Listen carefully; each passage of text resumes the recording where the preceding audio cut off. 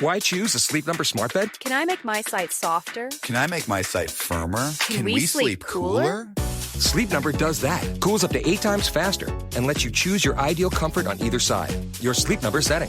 It's the Sleep Number biggest sale of the year. All beds on sale up to 50% off the limited edition smart bed. Plus free premium delivery with any smart bed and adjustable base. Ends Labor Day. All Sleep Number smart beds offer temperature solutions for your best sleep. Check it out at a Sleep Number store or sleepnumber.com today.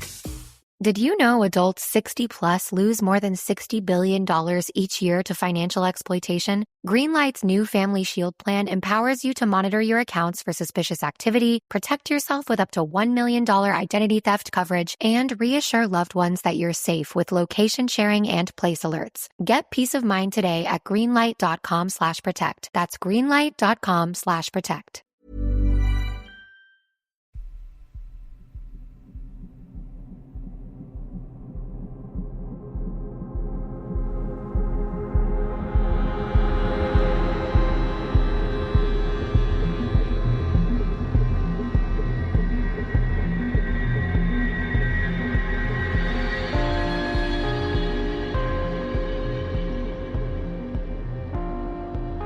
Hello and welcome to episode number 283 of Real Life Ghost Stories. And to kick things off this week, I would like to say thanks to some of our newest Patreon subscribers.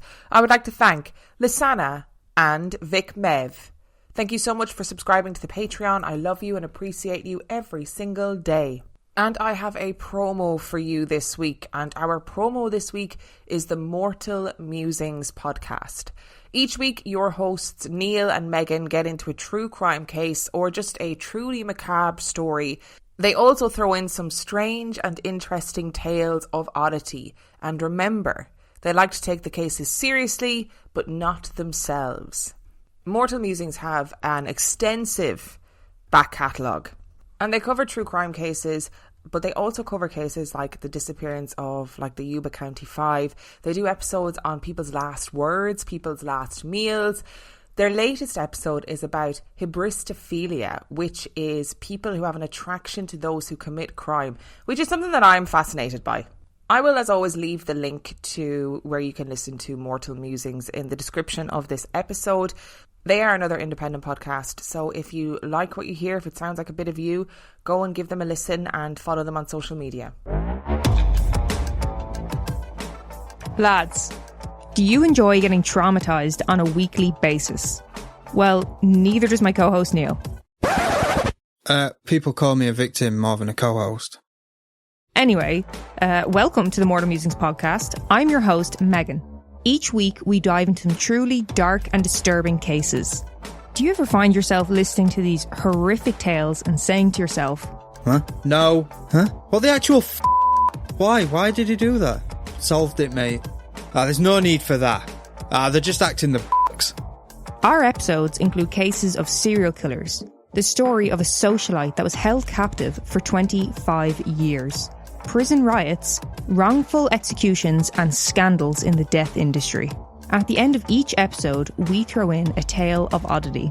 Anything from medical mishaps to the real-life Weekend at Bernie's or Mike the Headless Chicken. New episodes every Wednesday. Available wherever you get your podcasts. And remember, here at the Mortal Musings podcast, we like to take the cases seriously, but not ourselves.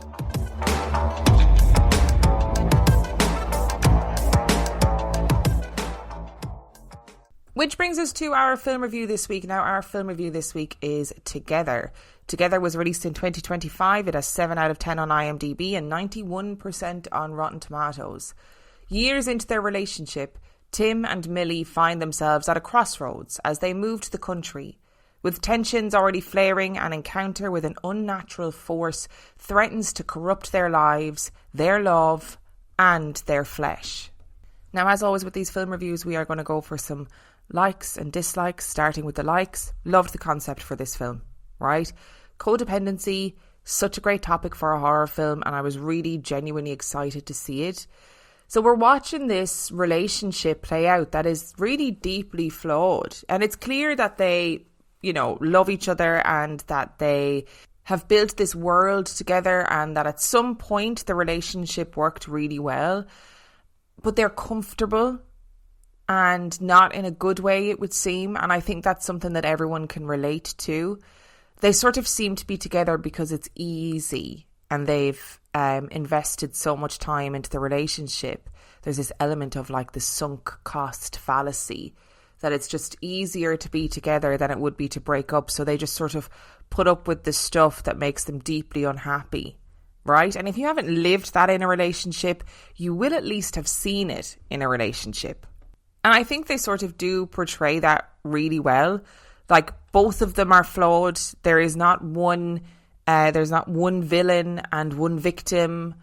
They have just gotten to a point in their relationship where they are just kind of blindly sailing through, going through the motions with no kind of long-term commitment in terms of like marriage and stuff. They're also, they're sort of pseudo-supportive of each other's desires and careers, etc. But kind of underneath it all, they're not really that supportive of each other. You can tell at points that they just really annoy each other at times. But also you can see how much love there is between them and how much kind of good foundation their relationship was built on, right? And that's a really tough thing to navigate in adult relationships. And I have to say that this film like genuinely scared me at points. I mean, properly, like heart in mouth. Oh no, I can't. This is so scary. There was points where I was at the edge of my seat, right? Notable mention to the bit where she's at the screen door. Fucking petrified me. And fundamentally, at its core, this film is a body horror, which I think is tricky to get right. But I thought the gore and the body horror of it all, you know, it made me wince and cringe, and there was points where I couldn't look. But it was well done, and it illustrated the point of codependency really well. It wasn't just like gore and violence for the sake of it. I did think that Alison Brie did great in this film as well. I have such a soft spot for her. I think that she is a great actor, and I love Community, so that's probably why I have a soft spot for her. She's also in a film called Horse Girl, which is on Netflix, which I found really difficult to watch. I thought it was fantastic. So if you like Alison Brie, I'd recommend watching her in that film. It's a great performance. And now I'm on to the dislikes. And I have never seen a film so deftly ruined by the last 5 seconds. Literally, this film would have been at least 1 star higher if it wasn't for the last 5 seconds. And I found it incredibly frustrating to watch. Look, this film beats you over the head repeatedly with the metaphor that codependent relationships are a horror story in itself, right? And that's fine. It got annoying, but that's fine. I get it. You want to really show the audience that, you know, codependency in relationships can be a really, really bad thing. But that last 5 seconds filled me with an absolute rage. I can't tell you what happens. It was wildly unnecessary. It made me laugh, and not for good reasons. And I just felt like we got it. We got the metaphor throughout the film. We didn't need this. Like, it didn't add anything. We had gotten this full exposition about what had happened previously and what could potentially happen. We knew, we saw it. You know, we didn't need that last 5 seconds. It felt to me like they were going, just in case the audience is really stupid and they didn't understand what was happening, we're going to include this really hokey 5 second clip. I want my 5 seconds back. I don't care who gives it back to me, but I want that 5 seconds back. And I really thought when I was watching this film, right, anybody but Dave Franco. Dave Franco plays Tim, and it's a great role in that it is a man who is floundering. He has not achieved what he thought he would achieve. He is really struggling with grief and loss, and his relationship isn't panning out the way he wanted to. And, you know, there's a lot of good material to work with. And I'm sorry to any Dave Franco stans out there. I mean, I have a personal vendetta against the Francos anyway, but anyone but Dave Franco, because it's a great role and he just does not have the acting ability to do it. He sort of spends the majority of the film in a sort of wide-eyed, almost vacant shock, I suppose, which you cannot base your entire character around. And I am going to give a brief spoiler alert. If you haven't seen it yet, skip forward maybe a minute. But if you are capable of having sex in your workplace where you are in charge of literal children, then I hope you get melted together with the person that you only sort of love and don't really want to be in a relationship with. And look, I know. The whole point of it was to show how codependent and attached they were, literally and figuratively. But it just irked me. So did I enjoy it? Yeah, I did enjoy it. I had a great time watching it, but it just annoyed me with poor acting in a great role, and also the last 5 seconds of unnecessary content. It probably would have been a 4-star movie if it wasn't for that, so I'm going to give Together 3 stars. And do let me know if you found the ending as annoying as I did. I feel like I'm one of the only people who was absolutely outraged by it. You'll get more than you expect with McValue at McDonald's. Like deals on your late night go-tos when the party goes till dawn. And savings on their faves. So date night always passes the vibe check. Plus, when the fam shows up for the weekend, you can show out for breakfast. Buy one breakfast sandwich, add one for $1. Only in the app. Limited time only at participating McDonald's. Valid once a day. Must opt into rewards. Ba-da-ba-ba-ba. Why choose a Sleep Number smart bed? Can I make my site softer? Can I make my site firmer? Can we sleep cooler? Sleep Number does that. Cools up to 8 times faster and lets you choose your ideal comfort on either side. Your Sleep Number setting. It's the Sleep Number biggest sale of the year. All beds on sale up to 50% off the limited edition smart bed. Plus free premium delivery with any smart bed and adjustable base. Ends Labor Day. All Sleep Number smart beds offer temperature solutions for your best sleep. Check it out at a Sleep Number store or sleepnumber.com today. Did you know adults 60 plus lose more than $60 billion each year to financial exploitation? Greenlight's new Family Shield plan empowers you to monitor your accounts for suspicious activity, protect yourself with up to $1 million identity theft coverage, and reassure loved ones that you're safe with location sharing and place alerts. Get peace of mind today at greenlight.com/protect. That's greenlight.com/protect. Which brings us to our story this week. Now, for our story this week, I am bringing you something slightly different. Today in the studio, I am joined by the amazing Nick Gordon. And Nick Gordon is one half of the podcast The Poisoner's Cabinet, which is a weekly podcast exploring the lives of the great poisoners, macabre murders, and captivating crimes from across the centuries. And of course, creating curious cocktails inspired by the tales that they tell. And for the longest time, I have had Aleister Crowley on my episode list, and I sort of was a bit afraid to kind of take on the research because it is huge. It is a huge topic. Nick from The Poisoner's Cabinet has an interest in Aleister Crowley and had completed an episode on The Poisoner's Cabinet on that very topic. So I thought, why not get Nick on board to take the lead on this episode? Now, things are a little bit different in this episode. First of all, as per usual, we are using different mics, so the sound quality might be a bit different than what you are used to, but it's still perfectly fine to listen to. But also, this is more of a casual, chatty tone and style of episode. And you know what? It was very lovely. I was curled up in a big armchair, drinking an equally big daiquiri, and just having this tale of this incredibly curious man told to me. I loved it. And as always, a massive thank you to Nick for coming on in this episode. Please go and listen to The Poisoner's Cabinet if you have not already. The links to where you can find all of the information about them are in the description of this episode. Let's get into it.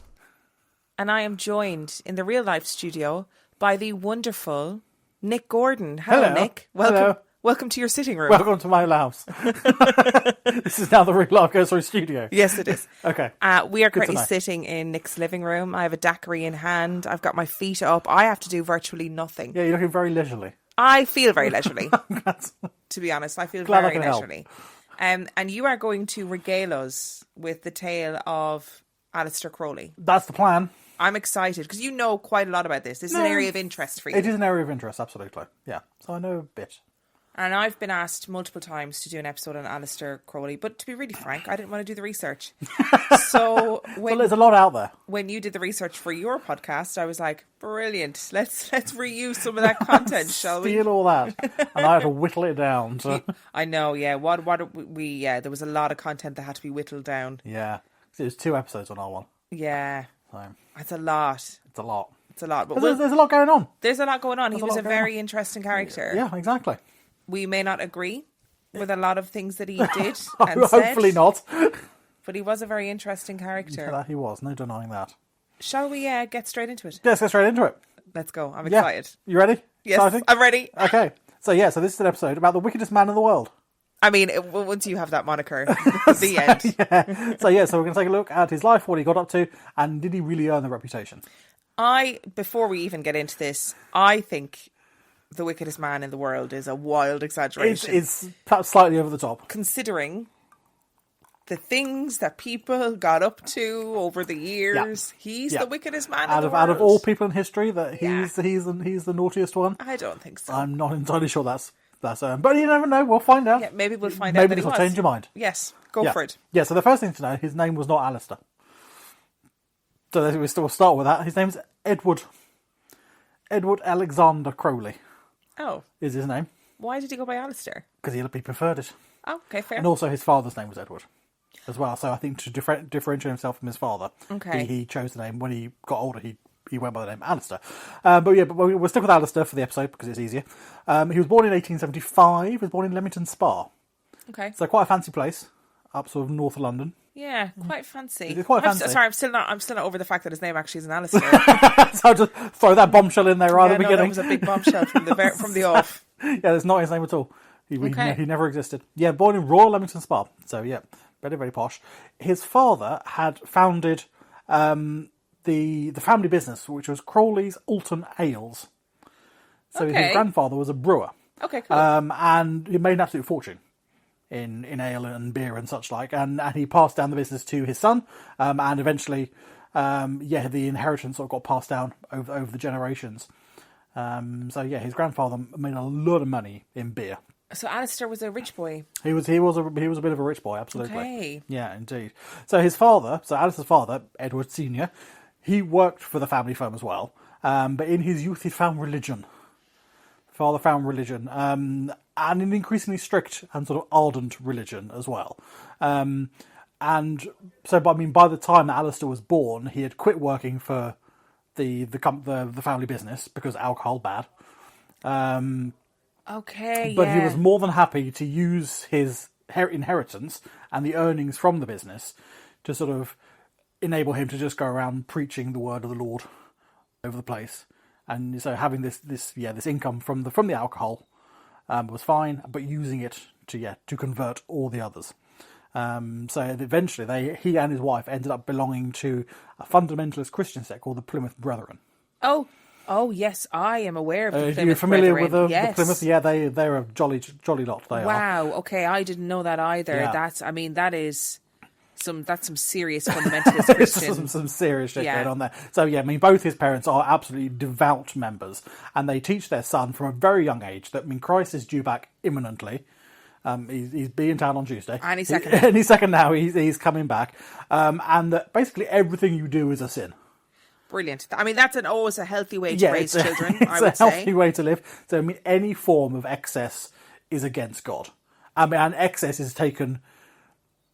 is very slight amount of excess. So any sort of form of spending money, no. Dressing in nice clothes, no. Excessive. Drinking, obviously. Eating more than is absolutely necessary, no, none of that. Anything that is above the merest survival level is excessive. So is everything that we are going to see from here on in, Aleister just going, fuck you, Dad, well, the entire time? Eventually, yes. But, at the very beginning, Aleister was fully indoctrinated. Yeah, of course he was. This. He's a child. He's a young lad, and he fully goes along with his parents in this, and he's actually plans to follow in his father's footsteps of becoming a preacher. And that's what he wants to do as a young lad is follow what his father does. His father basically, they have breakfast. There's a few passages for the Bible. Then he's out the rest of the day preaching around town. And that's all he does. Leaving Aleister under the control of his mother Emily, and she is just as strict, if not more so, than her husband. So everything is bad. Literature bad. Sport bad. Unless it's the most basic form of exercise, then it's too enjoyable. So none of that. No dopamine around here, kids. No form of hobbies or anything like that, bad. No socialising, so no socialising with school friends or anything like that, bad. Yeah, so he doesn't really do much for his young life, and he's constantly bullied at school, and he doesn't have a great old time, really. See, that makes me feel a bit sad. So for yeah, him. so he's quite a sort of pitiful character in his youth. His father dies in 1886 from cancer. Okay. And Emily, this only spurs on Emily, the mother, to become even stricter, because they believe that this cancer was a punishment from God, that they weren't strict fervent enough. What and they more do you weren't want, devout enough. So this has been some sort of punishment for their failings. So yeah, everything now is now banned, apart from the Bible. There is nothing in the... You don't even get a newspaper in the house now. There's nothing but the Bible, because anything else will corrupt the family. And this goes on for several years. And it becomes actually so detrimental to Aleister's health that he starts getting seriously ill. From not being able to go outside, not being socialising, and he gets worse and worse until the doctors actually believe he's got months left to live. Oh my God. Also, he's at death's door. Just for, being not able to do anything. So presumably then Emily is going, stricter! Absolutely, yes. Him. Exactly. We need to get worse and worse and worse and stricter because obviously we're being punished for this. However, at this point, his uncle makes an appearance on the scene. And I don't know if it's a maternal or paternal uncle, but an uncle from either side. And he suggests that the boy might benefit from some countryside air, from living in the countryside, get him out of the town, into the countryside. I am going to stop you there for a second because I know where this part of the story goes. This is some of the stuff that I do know about Aleister. Yeah. I mean, he didn't have a hope, did he? Anyway, go on, continue. So he goes to live with his uncle in the countryside. Now, his uncle is not religious, like his parents, so he actually allows his nephew to go out.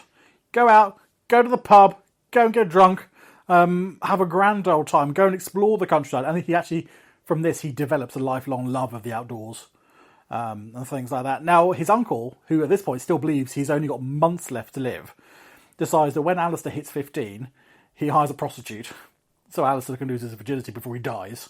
Questionable uncling, I would say. But it seems to do him the world of good, as his health does start to improve. Imagine being Aleister, though, and you have grown up in a household where you can't move because it's too joyful.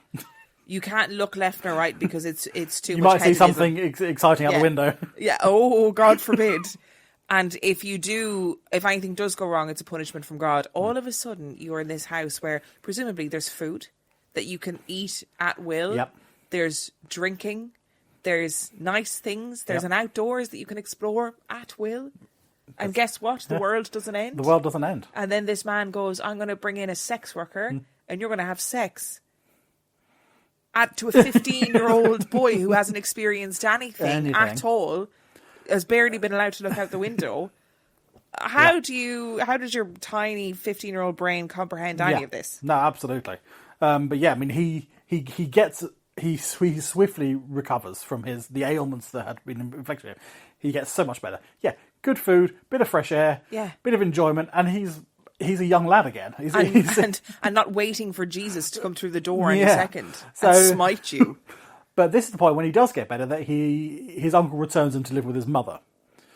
Because he's recovered now. Hurrah, go back and live with your mother. His mother, horrified at this thing that comes back through the door, he had left like a little meek, sort of pious child, and now he had come back this rebellious teenager who was absolutely convinced that everything that had been taught before was utter rubbish. The idea that anything that made you happy was a sin was now anathema to him. He absolutely hated the idea. So he determined to make himself as happy as he could be. He was going to live life to the full now, which first of all meant having sex with a maid on his mother's bed. Freud would have a field day with that. which his mother wasn't too happy with. Understandable. Understandable, yeah, indeed. So I mean, Emily actually believed that her mischievous and now really egotistical son was the devil himself who would come back to her. Wow. And she is the one who named him the Beast. It actually comes from his mother, who is convinced that he's now the Beast from Revelation come back. So that's why, because he's referred to as the Beast 666. Everyone thinks that. Yes. Everyone thinks that he's called that, or the tabloids have named him that. No, his mother named in that when he was a teenager. Oh my God.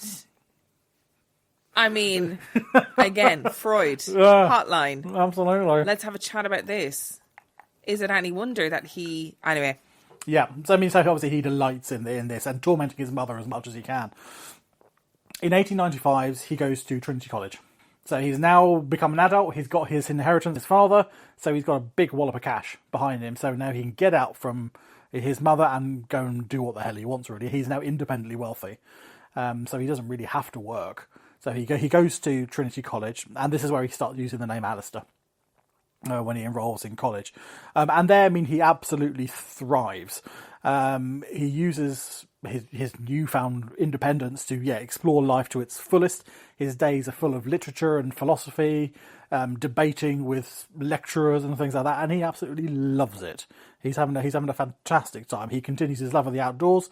He becomes a big mountaineering person. He loves climbing a mountain. So by day he's up a mountain, by night he's drinking, prostitutes, having a grand old time in Cambridge. It's also at Cambridge where he falls in love for the first time. And he actually he falls in love to a fellow classmate, a chap called Herbert Jerome Pollitt, who was the president of Footlights at the time. Footlights is the theatre, the drama company, club the at drama Cambridge. club at Cambridge. Oh my God! Yes, the president of Footlights. And few people at Cambridge at the time knew that Herbert had an alter ego of Diane de Rouge. Obsessed. Yeah, absolutely. Who spent his nights in drag around some of the clubs and things in Cambridge. And Aleister was entirely obsessed with Herbert. Wrote him pages and pages of poetry about how much he was in love with Herbert. I am also going to say, from what I know about Aleister Crowley, pretty mundane, not great poetry. Not great poetry, and we'll cover a few of his poems in here as well. But not ideal. So yes, I mean he falls in love with Herbert, and his obviously emerging bisexuality is yet another reason that he turns against Christianity, because it's the church is saying, no, who you love, this is wrong, this is an abomination. He's going, no, it makes me feel good. Yeah. Why is this bad? However, relationship doesn't last. Young love never lasts. Doesn't. And because Herbert is getting more and more concerned with Aleister's sort of increasingly anti-Christian and more esoteric and occult outlook that he's going for. He's developing this interest in occultism. One of his fellow students at university is Arthur Edward Waite, who did the designs for the tarot deck and things like that. So we're working with him. He increases his sort of interest in the occult and stuff. But Herbert's like, no, doesn't want anything to do with that, and he sort of separates, and they break off their relationships. So, I mean, even though he is desperately anti-Christian, he still entirely believes in the supernatural and the spiritual world. He's completely obsessed with it. But he believes it's infinitely more complex than anything he's been taught in sort of a traditional sort of Judeo-Christian sort of setting. And he becomes fascinated with sort of ritual magic and sort of the evocation and things like that.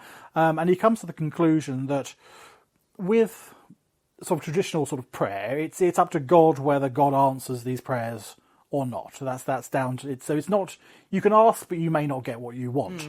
But he decides, and he sort of theorizes that, well, if you know the right questions, you know the right rituals, you can force an answer to these questions. Not necessarily of God, but of spirits, of angels and things. You can make what you want happen if you have the right knowledge and the right method behind you. He leaves university and he discovers that he is not alone with this fascination that he's got into the occult.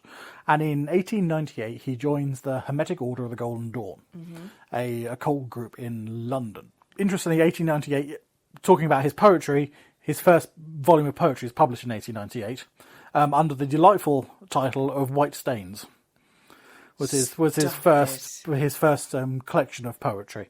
So I'll leave you to wonder what that one's about. I do think it's really interesting, right, from a psychological perspective, that, first of all, it's clear that he is incredibly rebellious against his completely oppressive upbringing, right? So now he's wildly anti-Christian because, you know, he's obviously been like, well, I want to enjoy life to the full, etc., etc. But I also think the egotistical nature of the belief that if I do all these things right, then I can force things to happen is not actually that dissimilar from if I do all these things right, then God won't punish me. Like that, those two things are actually quite parallel. Quite similar, absolutely. But obviously, I'd imagine he was seeing it as this sort of, I'm so out there and against Christianity and against this upbringing, which obviously ultimately he was.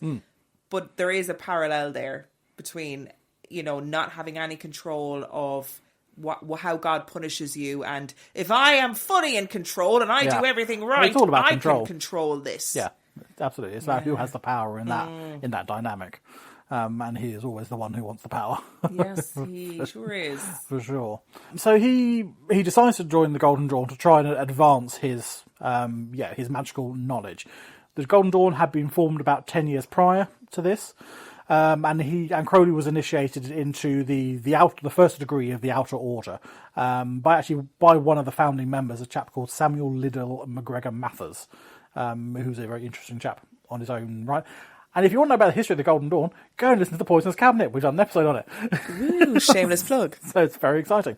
But I shan't go into it here. Despite his interest, he does actually rock up to the first meeting that he attends in disguise, because he doesn't want people to know it's him.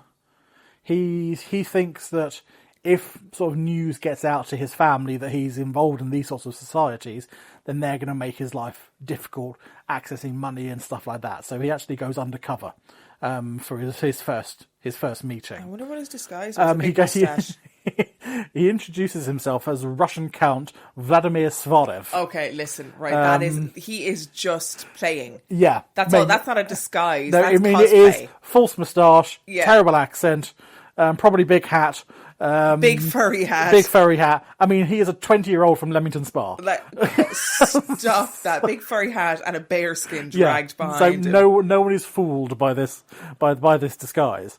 But thankfully, he quickly drops the act because he realizes that, okay, everyone here is pretty serious about privacy and secrecy and stuff. So I don't have to pretend to be a count. I can be like, he can be himself. Pure ego. There was no need to pretend to be a Russian count. You could have just been a different Englishman. Yes, absolutely. No. I have to do a whole big theatrical fiasco to go in this and draw more attention to myself. Yeah. So, I mean, but he settles in, and he does rise quite quickly through the ranks, sort of gaining various bits of knowledge as he went. But he was always desperate to the more, and always very impatient to advance to the next level.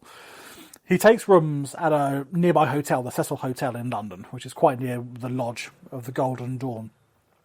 And there he establishes his own sort of, he refers to it as his temple, so his own sort of centre for the study of magic. While usually sort of senior members are forbidden from teaching junior members magic that is above their grade, he entices one of the senior members to give him private lessons in exchange for staying at the hotel.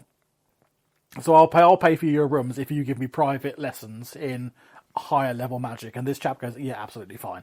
I think he was a bit down on his luck, and he wanted rooms in a nice hotel, so he agrees to become Crowley's private tutor in these lessons. So he's now got his own private magician teaching him what he wants, and it's around this time as well he starts experimenting with sort of psychedelic drugs to try and enhance his rituals, believing that they intensify his experiences and allow him to see things that he wouldn't ordinarily be able to see. Which obviously they do. Obviously. That's what psychedelic drugs do. That's what psychedelic drugs do. But even more so if you're doing it in a ritual setting. Because then you can interpret what you're seeing as these are angels or spirits or what have you. So he's really all for the drugs at this point. And it's not going without notice that he's having these sort of sessions in this hotel and things, and people are starting to talk about this, and people in the Golden Dawn think that, okay, he's getting a bit too public, and he's getting a bit too much notice for their liking, because they're some quite well-known and senior folk who are in this, and it's meant to be this private secret society. And Crowley's been written about in the papers as doing magical rituals fueled on drugs in the Cecil Hotel, which is not ideal for a secret society. No, not great when you're trying to maintain a secret. Yeah. If somebody's actively drawing wild attention to your themselves. secret society. Yeah, so they start restricting his access at the lodge, and they start going, no, you can't, and sort of holding back his advance into the next levels, which only infuriates him further. W.B. Yeats, he is one of Crowley's sort of most vocal opponents. Yeah, they absolutely hate each other, and he is one of the lodge that is the most active and the most vocal in trying to halt Crowley's progress through lodge and keep him down where he is now and not allowing him to progress any further. At the end of 1899, Crowley is determined to prove his superiority. That he has now learnt so much, he is way above sort of Yeats and his like at the lodge. He has much more magical knowledge than all this. So he is still a very rich man, and it's here where he buys Boleskine House. Which is a big, beautiful house on the lakes, on yep, the shores which of Loch Ness. you have visited and paid a trip to. I mean, he had always loved Scotland, and I mean, he styled himself the Laird of Boleskine. He goes around full Highland costume, strolling across fields and things like that, shouting at people who are on his land, and such like, really living up the stereotype. He's having a grand old time doing it. And while he's there, he continues writing and publishing, publishes some more books of poetry, some of which were okay, some of which were not well received. Bit of a mixture. But one of his motivations for buying Boleskine was that it was quite so isolated. The nearest neighbour was like 8 miles away, or something. So it's a very, very rural place. And he was quite determined to undertake a serious magical ritual. And he needed the isolation and the privacy to make sure this went well. The ritual he was going to go, he decided to go for, is known as the Abramelin operation. It comes from a book written by a chap called Abramelin the Mage, who is supposedly an 8th century Egyptian wizard, and his books have only recently been translated into English by actually Mathers, one of the founders of the Golden Dawn. He did a lot of translating of sort of ancient tomb grimoires and things, and the Sacred Magic of Abramelin the Mage was one of the ones that he had been translating. And he had, translated this ritual that Crowley decided that he was going to attempt. Now, the whole thing is designed to make your guardian angel appear to you. So that's what the purpose of this ritual is to allow you to speak with your guardian angel, and ask your guardian angel whatever questions, and they must answer truthfully, and give you whatever guidance or knowledge that you are wanting. Do you think if you saw your guardian angel, right, what do you think they'd say to you? Mine would be like, stop annoying me. Yeah, just fuck off. You're really annoying. Right? You want me to answer truthfully, you're really fucking annoying. Yeah. That's what they'd say to me. Yeah. I'd be like, oh, okay. Sorry. Sorry, I'm actually, very I regret this. I'm very sorry to bother you. Sorry, you can go now. I'm really sorry. I'll make better choices. He must have lots of other people to guardian for. So. Yeah, that are probably less annoying than I am. Okay, I'm sorry. I'm sorry. Please don't hurt me. In Boleskine House, he had an octagonal room for rituals. It was very cool. Like, it genuinely very cool. And I can understand why he chose that part of the world. Yeah. All the grounds, everything was like fairy country, magical, like completely otherworldly, just in its own natural beauty. Nothing to do with the fact that it was to do with Crowley, like nothing at all. It was just a beautiful, magical, isolated place. Can totally see why he chose to go there. Of there. Yeah. So he embarks on this ritual. I mean, the whole thing takes 18 months to complete. So including this really intense preparation time of fasting and prayer and meditation, along with various rituals. These rituals are going to take place at certain times of day, under certain moons. when certain constellations are in the right houses and all this sort of stuff. So it is incredibly precise. Your ritual tools have got to be made out of the right materials, and you sort of make them as part of the ritual. And you've got these incredibly complex sort of sigils that you've got to carve. So it is a hugely lengthy process to go through. And the slightest mistake in any one of them can cause the whole thing to fail. Really. So if you're doing it, you get your daylight saving wrong and you've done your ritual an hour before or an hour after, the whole thing's messed up. Your 18 months worth of stuff is out the window. Yeah, your guardian is like, ha, what a loser. It's like, fuck off. And this is using 500-year-old sort of text that's been translated God knows how many times. I feel like that leaves a lot of room for error. It leaves a hell of a lot of wiggle room, absolutely. So the slightest thing can throw the whole thing in disarray. When the time comes for the final sort of summoning and the angel is going to... There goes the angel, there he is. Nothing. Nothing happens. Oh, imagine after 18 months of moons and constellations and making sigils and oh God, you get there and it's... nothing. Just like nothing happens. I mean, he tries again for weeks and weeks and weeks to try and get something, but no, nothing happens. But rather than be disappointed that nothing has happened, it does not for a minute shake his belief that what he is attempting is legitimate and entirely achievable. It's just that something went wrong in the preparation, in the ritual. Something went wrong. He did something wrong. Something was written down wrongly. So, at no point did he think, this isn't possible. It's just, I've got the wrong instructions. That blows my mind. I would how immediately... I wouldn't get to 18 months anyway, because I'd be like, well, this is boring. I'm like, this is stupid. But if it didn't work, then I'd be like, well, nothing I believe is real, so time to reassess my whole life. Oh, no, none of that. So, no, he is still fully believing that all this is entirely possible, but he has spent a long time on this, so he decides to leave and try something new.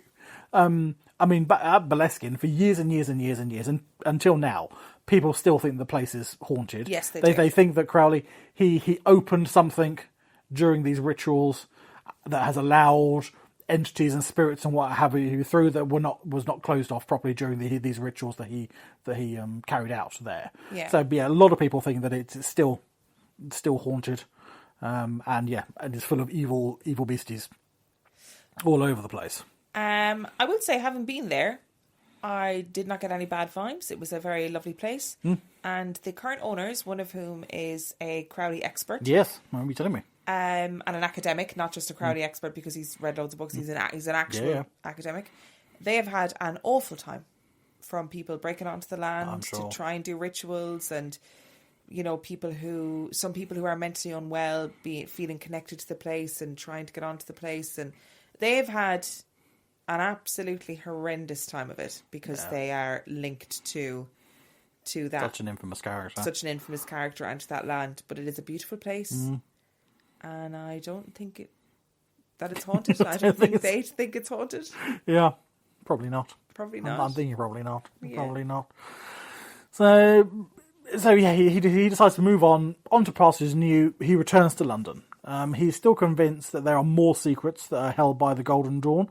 And in there somewhere is the key that is needed to make his rituals work. So they are holding something back from him. So the Masters of the Lodge, they go, no, you cannot have access to any of our precious texts and things that we've got, which are all kept in this area of the temple called the Vault, where all their most precious and ancient tombs and things are kept. That no, Crowley, you cannot get in there. You're not allowed. So he decides, obviously, to take matters into his own hands to try and get into the Vault. He goes to visit MacGregor Mathers, who's now over in Paris. He's now trying to set up the Paris Lodge of the Golden Dawn. So he's moved over to Paris. And Crowley manages to convince MacGregor Mathers that he should be the one in charge of the London Lodge, not Yates. He should be the one that's in charge, and he should take over and run the place. Somehow, Mathers agrees and says, yes, absolutely, you're entirely sane. You should run the London Lodge of the Golden Dawn. And while Crowley's in Paris, Mathers inducts him into the second rank, the Adeptus Exemptus of the Golden Dawn. So he's advanced massively. Mathers also provides Crowley with a bunch of charms and spells that he is going to need to persuade the more reluctant members of the London Lodge to accept him as leader.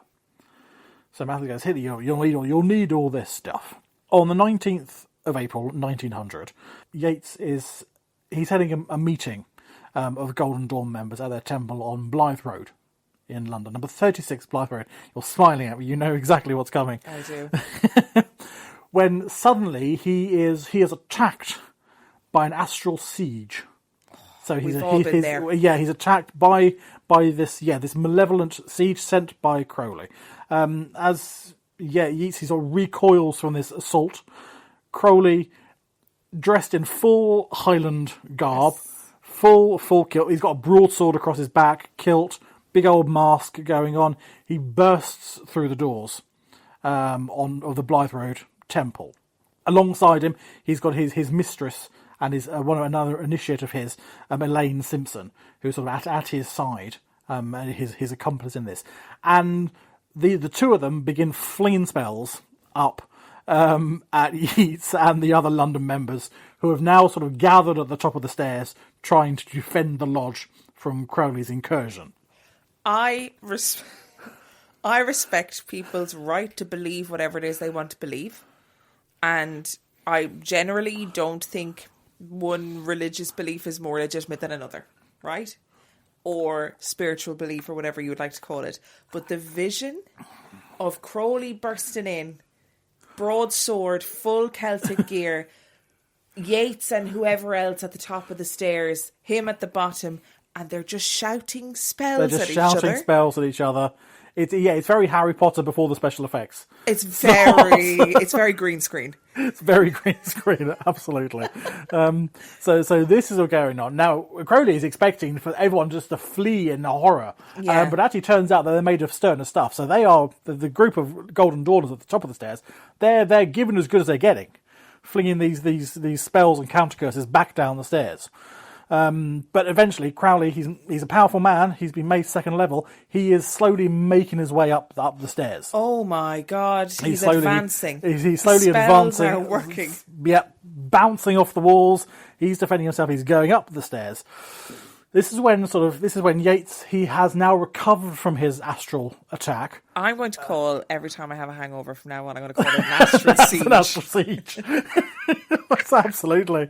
He has now managed to shake off this assault, and is ready to lead the defence of the London Lodge. And he appears at the top of the stairs just as Crowley is approaching the top himself, and Yeats boots him back down the stairs. Kicks him down the stairs. Just foot to the chest, boot him back down the stairs. There is nothing I love more than the vision of W.B. Yeats drop kicking Aleister Crowley down the stairs. And that might be a bit of poetic license, because I don't think he really booted him down the stairs in the way that I imagine it. But the way that I imagine it is very glorious. Exciting. I just can't get past Crowley in full Celtic garb. Yeah. I mean, there's a lot to unpack there. And I also feel like, just walk up the stairs, mate. Like, do you know, he's battling his way up. You're just shouting words at each other. Also, when I imagine this, it's a big sort of stone staircase he's going up, sort of thing, and it's a big limestone blocks and things, and there's statues everywhere and stuff like that. It's not. If you actually look at 36 Blythe Road now, it's a chip shop or something like that. Yeah, it's just a little house. So it's just like a little house on a corner. So it's going to be like the stairs in your house or going up to a flat or something like that. This battle is taking place over, not some sort of grand sort of British Library sort of staircase type thing. But yeah, that's what I've got in my head. So Crowley's gone tumbling down these stairs. He hits the bottom. Before he has a chance to sort of regroup and press on with his attack, the police arrive. Amazing that in all of their charms and spells and magical abilities, they still feel the need to call the police. Someone has managed to call the police. They've now arrived and they escort Crowley out of the building. Imagine being a police officer in that instance, right? And you're like, and I know police officers, any police officers listening, you all see crazy shit. Absolutely. Like, police officers see the whole spectrum of humanity. But if you get a call to say Aleister Crowley and W.B. Yeats are fighting, you'd be like, oh yeah, fisticuffs. No. A magical jewel on the stairs. A magical jewel on the stairs of this little house in London. Oh, okay. I don't quite know what to expect here. Yeah. I mean, it gets From once he gets arrested, it gets a bit more mundane, really. Crowley tries to sue Yeats for control of the lodge. He takes him to court. He doesn't win because he doesn't pay the rent. Yeats and his group pay the rent of the building. That's the only reason that Yeats keeps control, is because they pay the rent on the temple. And then Crowley is kicked out of the Golden Dawn. He is banished from the place. So he sort of slopes off, and then this whole affair becomes known as the Battle of Blythe Road, which I love, which is rather extravagant. There's so much dramatics in this whole story.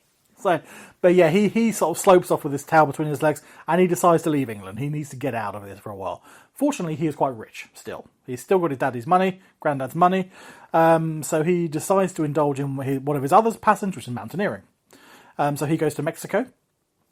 He tours around Mexico, climbing mountains all over the place, continuing to practice his ritual magics. He moves on from Abramelin, and he starts working on Enochian invocations.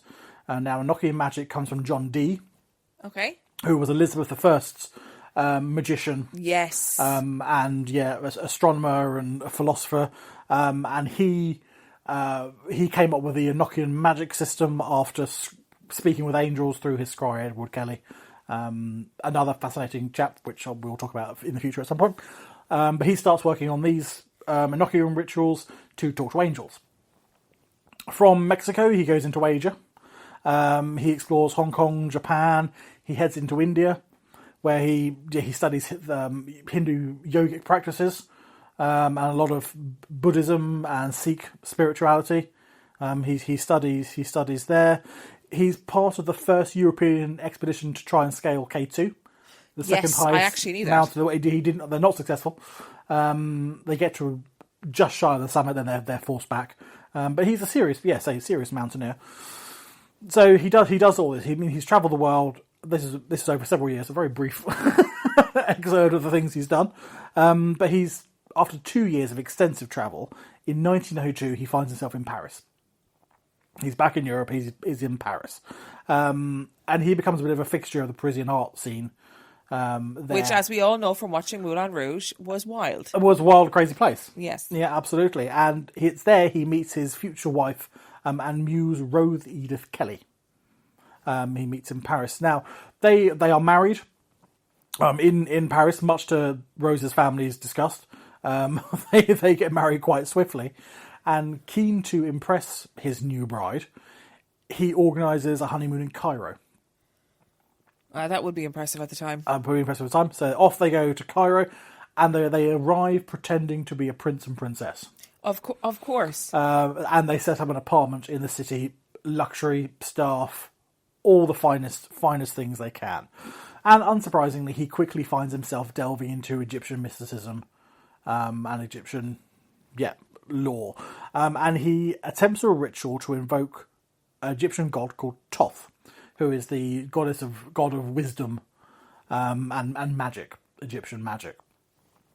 During this ritual that he is performing, Rose is apparently sitting in a corner somewhere, minding her own business. She falls into a trance and starts repeating the phrase, "They are waiting for you," over and over and over and over again.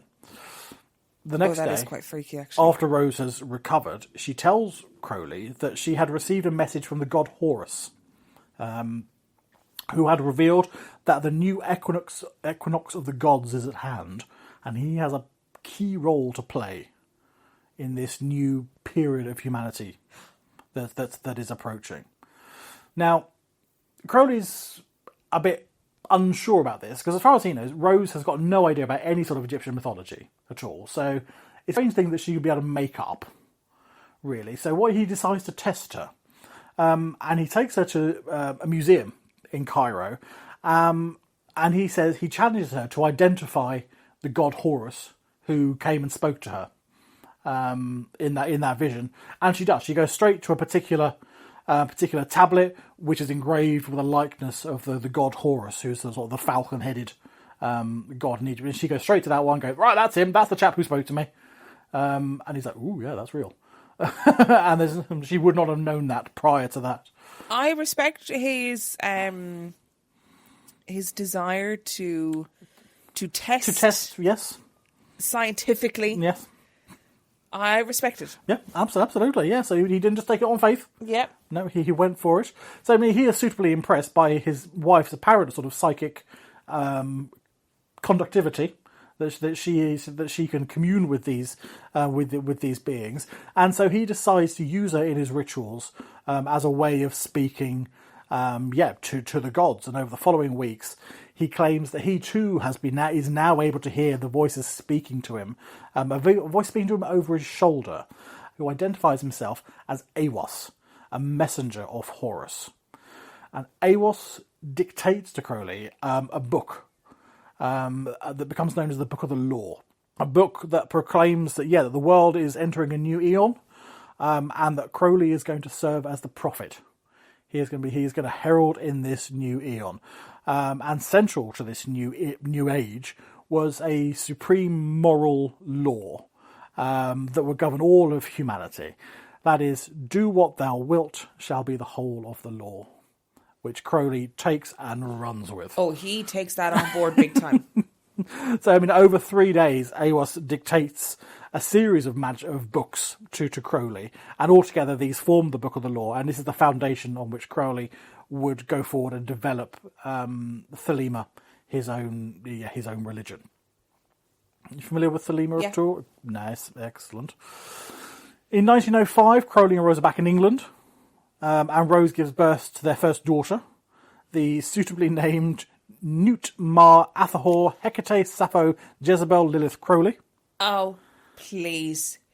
That is the cutest name. Tell me it again. So you've got Newt, Ma, Athahor, Hecate, Sappho, Jezebel, Lilith, Crowley. Oh, Lilith.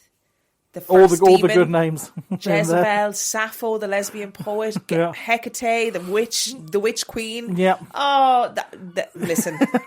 If I ever have a baby, that's what I'm going to call it. Yeah. So many names taken from all over the place, and all of these names will become key figures in the new Thelemic religion that he is going to found. He continues writing his poetry as well. He writes a collection of poetry called Snowdrops from a Curate's Garden. Very poetic. And it is a collection of delightful stories with poems and stories with lovely titles. The Cocksucker's Crime. The Futile Fuckstick. And of course, the classic, My Aunt's Amusement, or Aching for Arse Plugs. Of course, that old classic literature, recited at many a dinner table over the years. What was it called? Snowdrops from a Curate's Garden. Snowdrops from a Curate's Garden. I love that he gave it a really pastoral title, and absolutely. then was like, then you open it and you got fucks for the futile fuckstick. Futile fuckstick. Aching for arse plugs. Aren't we all?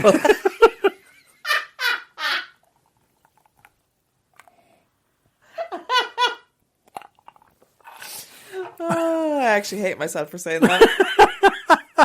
So go and I'm sure it's on Amazon. Go and get yourself a copy. It's very John Wilmot, Earl of Rochester. Yes, it is. In terms of content, isn't it? It is. So they're back in England. He's written some lovely books, but he is soon getting itchy feet of playing Happy Families. Really, they've been back a few months, and he's like, I'm getting bored of wife and child. Blech. So he decides it's time to go again.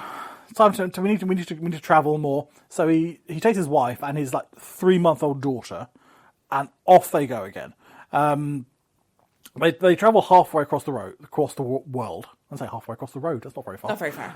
Halfway across the world, and he leaves them in Calcutta, in India. He goes off to Nepal, where he goes off to try and conquer Mount Kashenjunga, which apparently is one of the most difficult mountains in the world to climb. It does not go well, and Crowley ends up back in Calcutta. But he is soon forced to flee India after shooting a man who tried to rob him. Ah, yes, of So course. he and his family have to flee India. So rather than return home, as one would, he decides to go further east, really. He hires a team of staff, so he's got porters and a nanny and all this sort of stuff, and they travel from Calcutta up through what is now Bangladesh.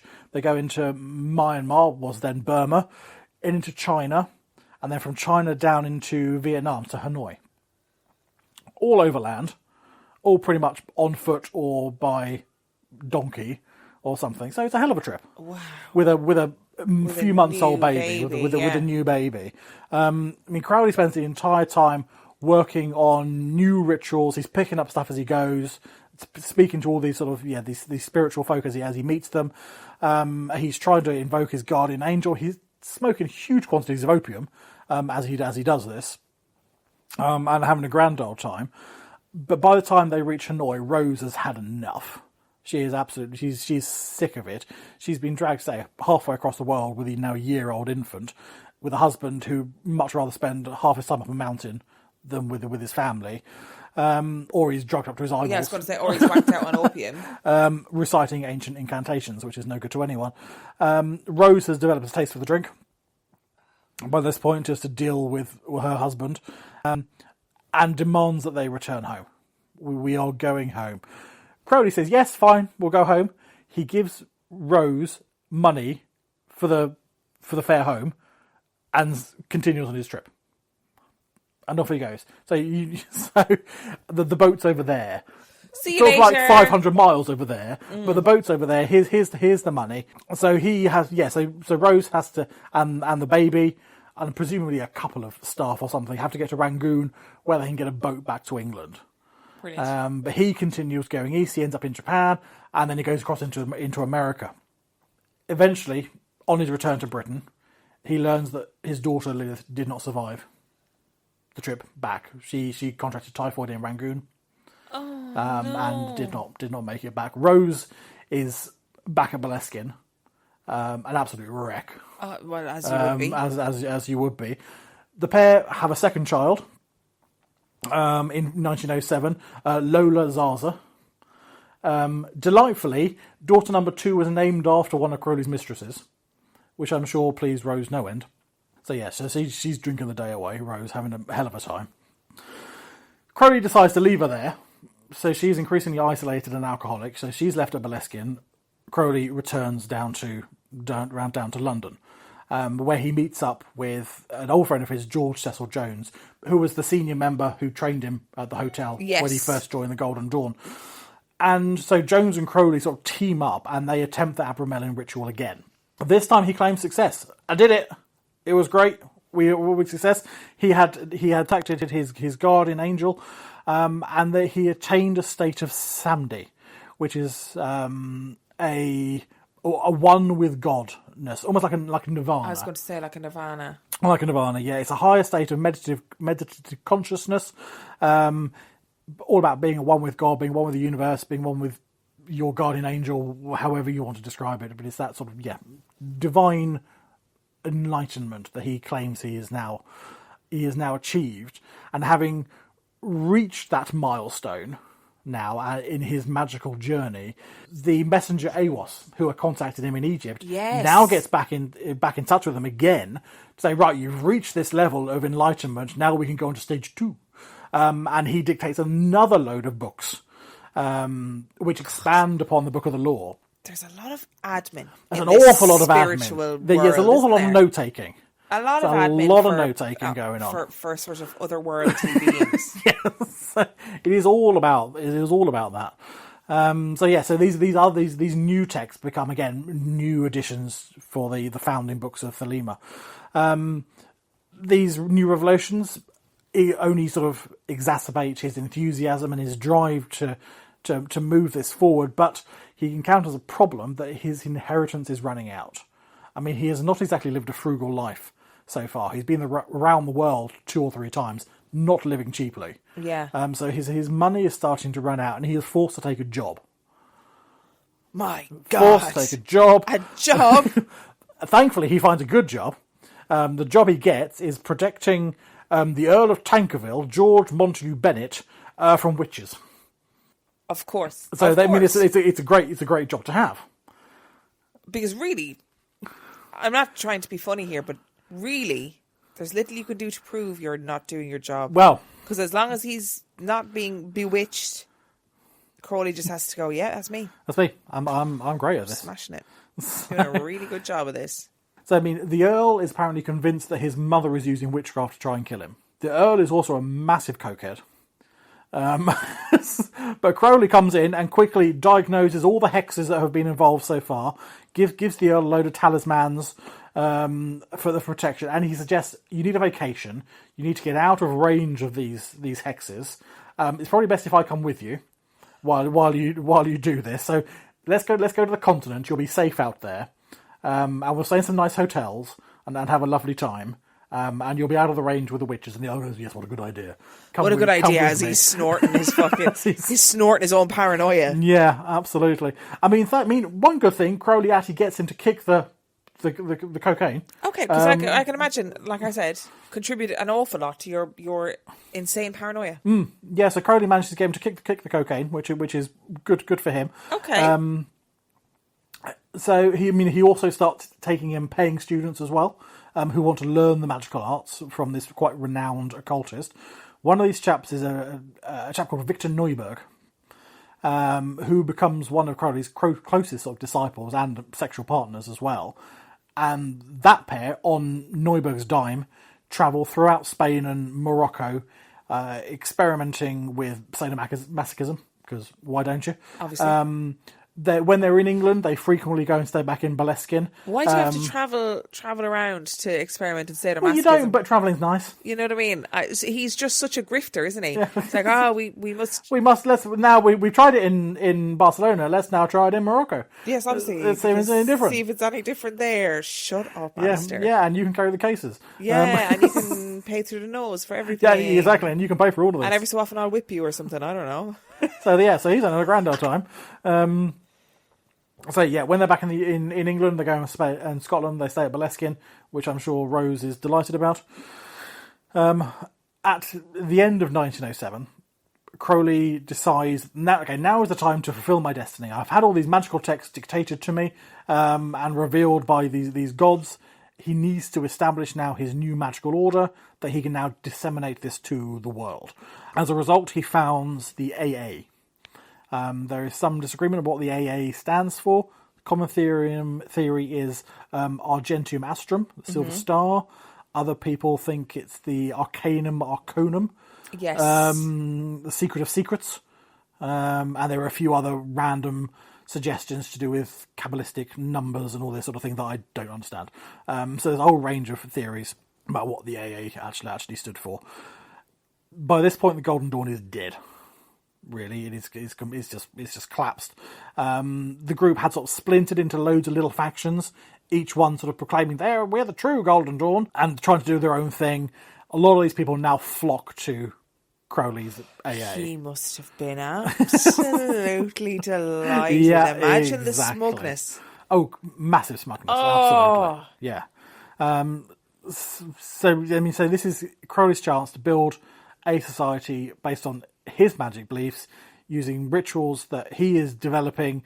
He's stealing stuff from all over the place as well, but it's the ones that he wants, and he's building this exactly how he wants it, and how he wants it to progress into Thelema. What is Thelema all about? Do you know what Thelema is all about? No, I don't. You know what Thelema is about? So one of the main central tenet I said yes. it before, is do what thou I knew that bit. Do what thou shalt will, thou shalt be the whole of the law.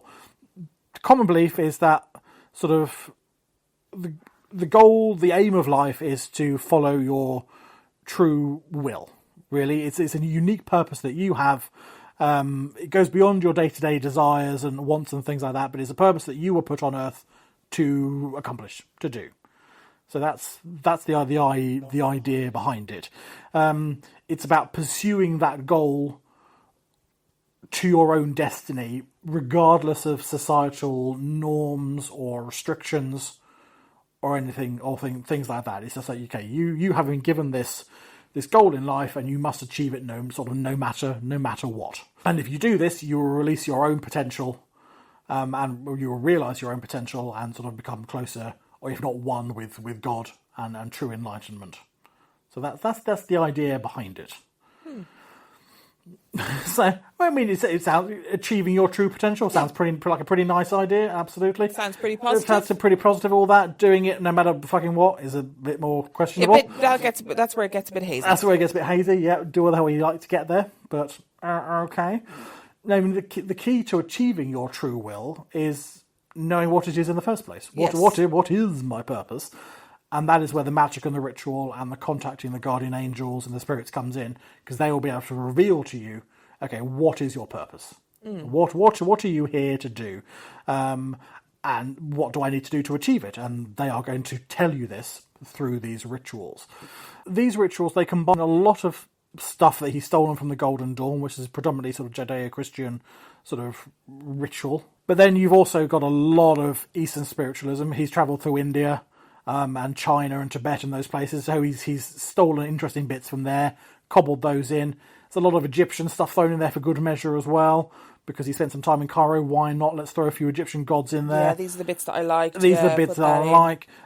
You've got a mother sort of goddess figure called Babylon, who crops up. She's sort of the consort to Chaos, sort of the male version. It all gets a bit wibbly wobbly about who exactly does what.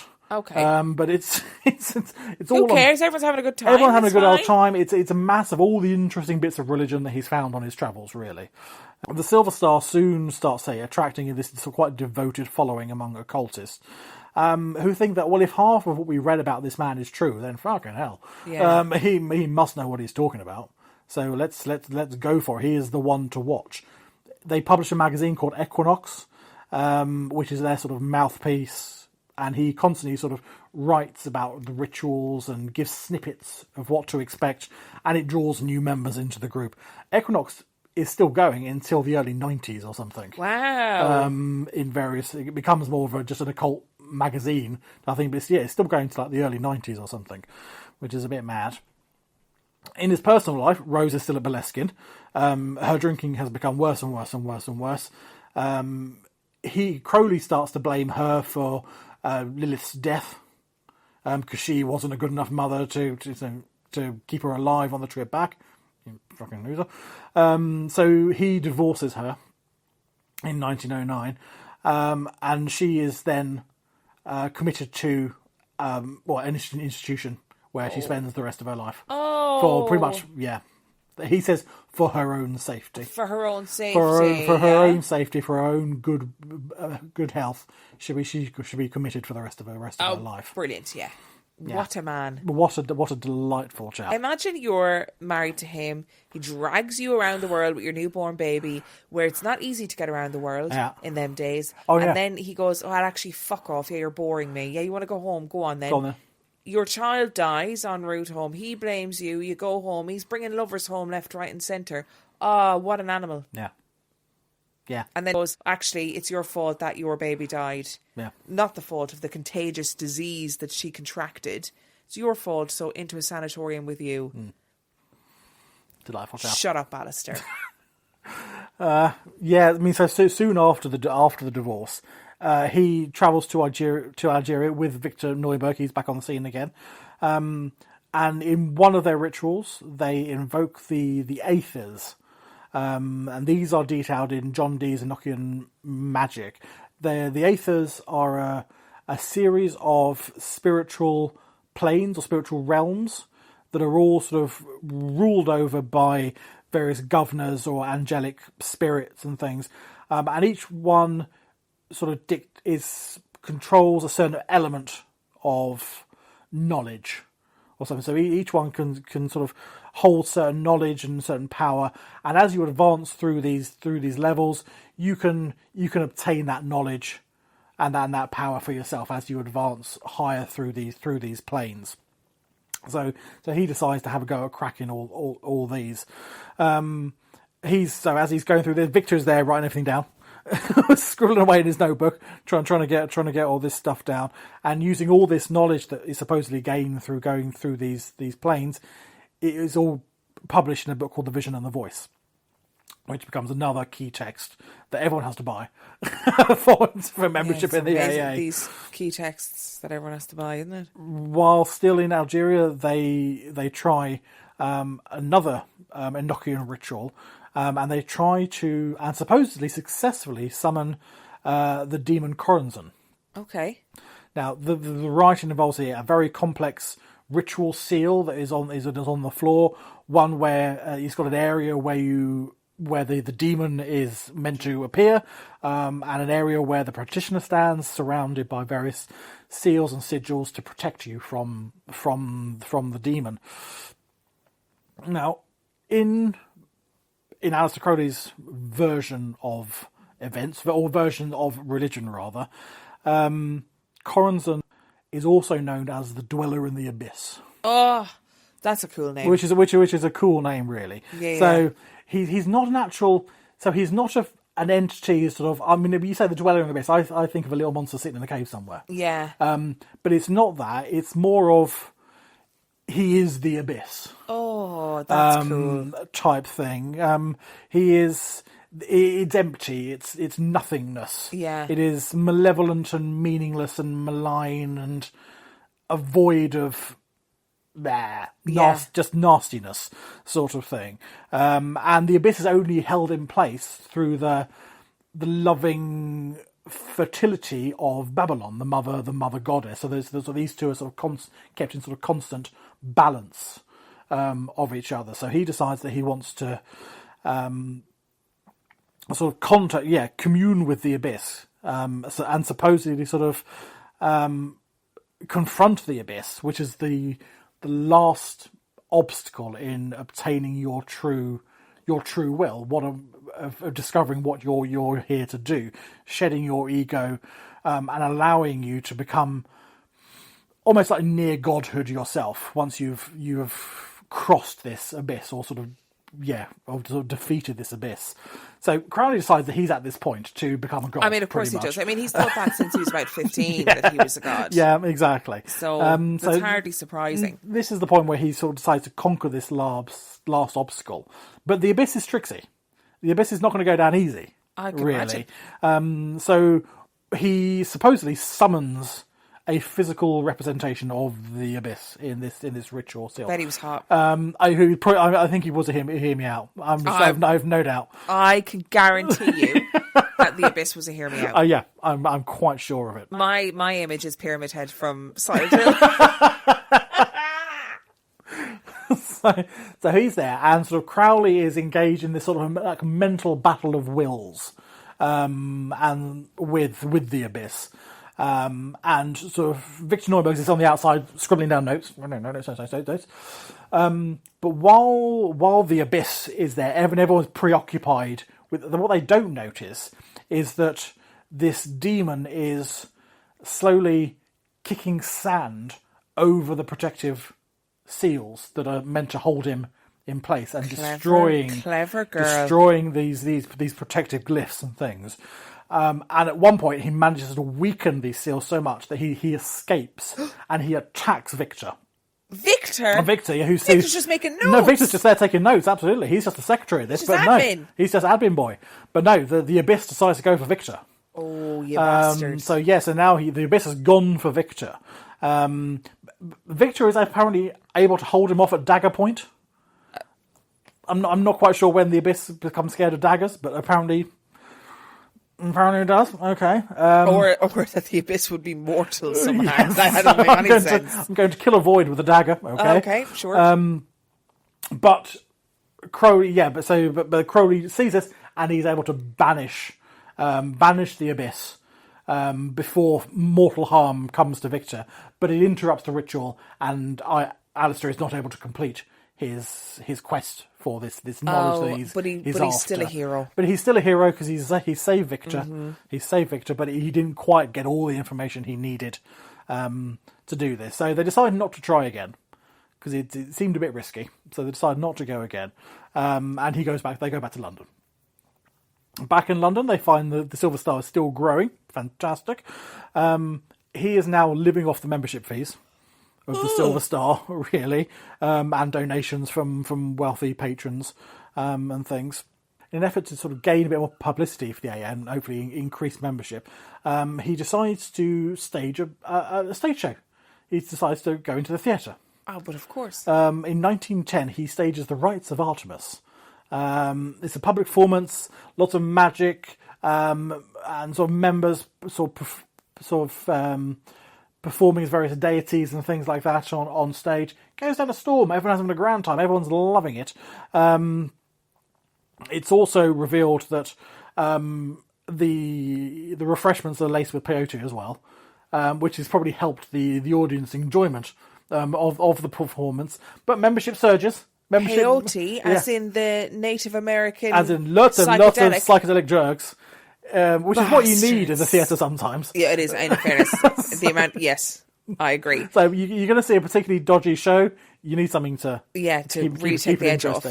But membership spikes. It goes up again, which is what he wants. So he's done his Rites of Artemis. Everyone's the audience are off their tits, having a grand old time. One of the performers involved in this production is an Australian woman. She's a violinist. Violinist. Why can't I say that word? Violinist. Yeah, it is violinist. Yes, not violinist. I play the violin. No, you don't. No, you don't. You're an imposter. And you're also not a Russian count. She plays the violin, and it's Leela Waddle. And her and Crowley perform a brief but very, very intense relationship. And Crowley describes her as his first Scarlet Woman. Oh! Yeah. Now, the Scarlet Woman is a character who crops up in his new Thelemic sort of belief. And the Scarlet Woman is supposedly an avatar of the goddess, an earthly embodiment of an aspect of the goddess Babylon. So the goddess on Earth, and she is this person. The two of them, he is desperate to get her pregnant. They try and have a child, believing that with his sort of enhanced spiritual knowledge and sort of attainment, and her being an element of the divine, their child would be pretty much a god on Earth. Oh, that's just giving me the ick. So I think they do not manage to get pregnant. She does not have a divine baby. And so because of that, he goes, oh, fuck you, I'm off to find the next one. Because she doesn't fall pregnant. He goes to Paris, and he meets Mary Desty, who is the next Scarlet Woman in his life. And the pair undertake various magical workings together. And during one of these, Mary falls into a trance. And through her, Crowley starts communicating with a being called Ab-ul-Diz, who identifies themselves as one of the Secret Chiefs. Secret Chiefs, a great, fascinating group of beings. They are transcendentic cosmic authority. They are this group of enlightened sort of humans that have attained enlightenment and gone beyond the physical. Very, very busy in the other world. Very, very busy in the other world. Very busy, and they lots are, of admin. They exist on this higher plane, overseeing much of humanity and the universe. And they are actually a key feature of many different esoteric sort of beliefs and things. Have this group of secret chiefs that sit above them and sort of guide humanity from the shadows and stuff like that. There's all the interesting bunch. But that's enough about them. So we'll delve into them at another point. In 1912, he goes on to publish the Book of the Lies, which is a mixture of poetry, ritual magic. It becomes very successful. So much so that in Germany, a German occultist, Theodor Reuss, reads the book and accuses Crowley of actually stealing some of his rituals. He is the head of a secret order in Germany called the Ordo Templar Orientis, the OTO. He is the head of this group in Germany, and he accuses Crowley of stealing their rituals. Crowley is able to persuade Reuss that it's all entirely coincidental, but as I am so close to your rituals. Let's become best buddies, and you should make me the head of the OTO in England. Of which Theodore Roos goes, yeah, all right, why not? So he is now head of the OTO in England. The OTO, the Ordo Templi Orientis in England, is known as the Mysteria Mystica Maxima, the MMM in England. And Crowley is bestowed with the title Supreme Rex and Sovereign Grand Master, General of Ireland, Iona, and all the Britons. Right. So he's now got that title as well. Couldn't just be head of society. No. Head of Ireland, Iona, as in the island, and all the Britons, Yeah, because Iona is that island off the coast of Scotland. Yes, isn't indeed. It? Yes, that magical island. Right. Okay. So he's now head of a lot of them, all of the Supreme Rex, Sovereign Grandmaster. So he's a busy chap now. A lot of big titles. A lot of big titles under his belt, but by 1914 he is broke again. He's absolutely broke. He's living off donations from wealthy patrons and wealthy friends, and it's now the outbreak of World War One, and membership is starting to fall, as a lot of these people who were footloose and frantic free with loads of money are now being sent off to fight and being killed horribly. Yeah, that's good. So membership. So his income is now falling. So he sets off for America to try and drum up the numbers a bit in the States. And while he's in New York, he is approached by a German spy, a chap called George Wiedeck, who publishes a paper called The Fatherland, which is trying to keep America out of the war, basically. And he persuades Crowley to write for the Fatherland newspaper. And in the articles that Crowley writes, he professes to be of Irish ancestry and supportive of Irish independence from Britain. And so he writes about his support as an Irishman against a common enemy. Papers in the UK get hold of this, and now Crowley is the worst person in the world because he is writing on behalf of the Germans. And he is denounced as a traitor for his actions. Later, he would claim that he was working for the British authorities and was a double agent, because a lot of what he wrote was actually so preposterous that it was almost like he was trying to make a mockery of the German propaganda, because he went to such ludicrous levels in what he was writing. But no one in the British establishment would ever confirm or deny that he was indeed some sort of undercover double agent or something like that. But he would make these claims. And actually there's evidence that the American authorities believed that he was working for the British against the Germans, because what he was writing was such nonsense that he couldn't. This can't be real. There must be something going on here. But no one has ever confirmed or denied whether he was or wasn't. But the British press firmly believed that he was now a traitor and one of the worst people who had ever lived, because he was writing for Germany. So between 1914 and 1919, he travels around the US, espousing Thelema, living off the goodwill of followers that he meets up with. Another point, he's in New York again, living with his latest Scarlet Woman, Rudy Minor. During one of their rituals, Crowley, he performs what is now known as the Alamantra working, and they contact an entity known as Lamb. Now, have you come across Lamb before? I don't think I have. Okay, because this is right up your street. So Crowley believed that Lamb was the soul of a long-dead Tibetan Lama, whose duty was to continue the work started by Awas in translating this wisdom down to him. Sorry, can I just say that when you said llama, I was like, a llama? A long dead Tibetan llama? Like the animal? Why is that coming across as an entity called Lamb? I just realised you mean like a Dalai Lama. Dalai, yes. Right. Like a Tibetan spiritual man. We're back on schedule. Back on track. Yeah.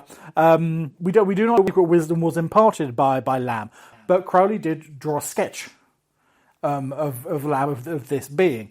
And I'm going to say to you, now need to Google Crowley Lamb. Okay. And everyone at home can do it as well. Everyone at home. LAM. Crowley, Lamb. And look at the images. Da-da-da-da. I've seen this image before. Yes.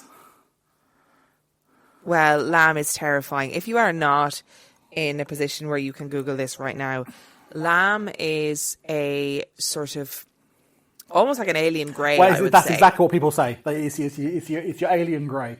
Yeah. Giant head, particularly big forehead area, I would say. Giant head, sort of triangular, like an upside down triangle shape, if you know what I mean. Tiny features, like a sort of serpentine nose, little slit mouth. Oh. Yeah, but no, Lamb's not great now. Lamb might give me nightmares. I'm not too happy about that. But people constantly go back to the grey alien similarity. I can actually see why. So if everyone goes to, okay, was he contacted by actually some extraterrestrial being or some such? Who knows? Who knows, indeed. But I think pictures of alien greys like that have been around prior to this. I think they sort of first came around sort of like the mid 1800s or so. Oh, okay. So I think this image of a alien extraterrestrial had already been around in science fiction and things. So so he may have got it from there, or maybe he was generally contacted by aliens. Who can say? But by 1919, he is now completely broke. The press labelled him traitorous scum for his work, supposedly for the German war effort. Friends who supposedly know of that he was working for the British war effort sort of urged him to sue the press for sort of libel. He was saying all this stuff, but he has got no money. He cannot afford to take people to court, so they take his sort of silence as an admission of guilt because he's not defending himself. So they go. So the press sort of up their rhetoric against him and their attacks on his character.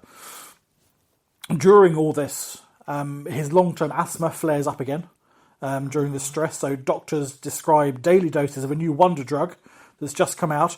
A nice bit of heroin for you every day to clear up your asthma. Yeah, just obviously the only known cure for asthma is heroin. So he soon gets addicted to heroin. I can't blame him for that one. Along with all the other myriad of drugs he's constantly taking. In the early 20s, he is sick to death of the constant hounding from the press, and he moves back to Paris again. And there he is surrounded by a small but very devout group of followers who look at him as the Messiah, really. And from Paris, he then moves to Italy, and he ends up on the island of Sicily, where he founds the Abbey of Thelema on Sicily. And it's a commune. It's not a huge place. I think he's got a couple of acres of land and a few buildings there.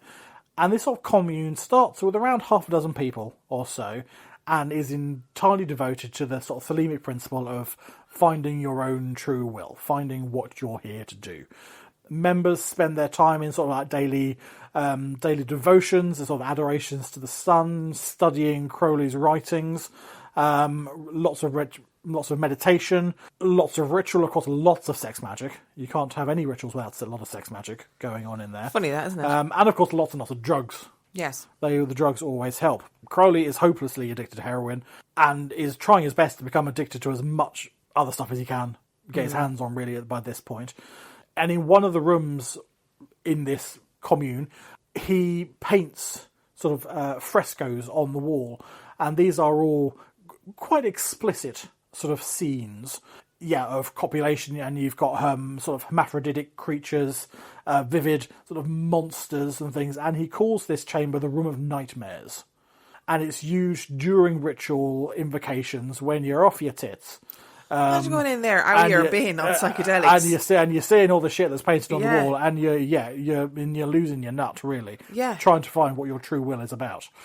Your true will is screaming in terror. It is screaming for hours and hours and hours.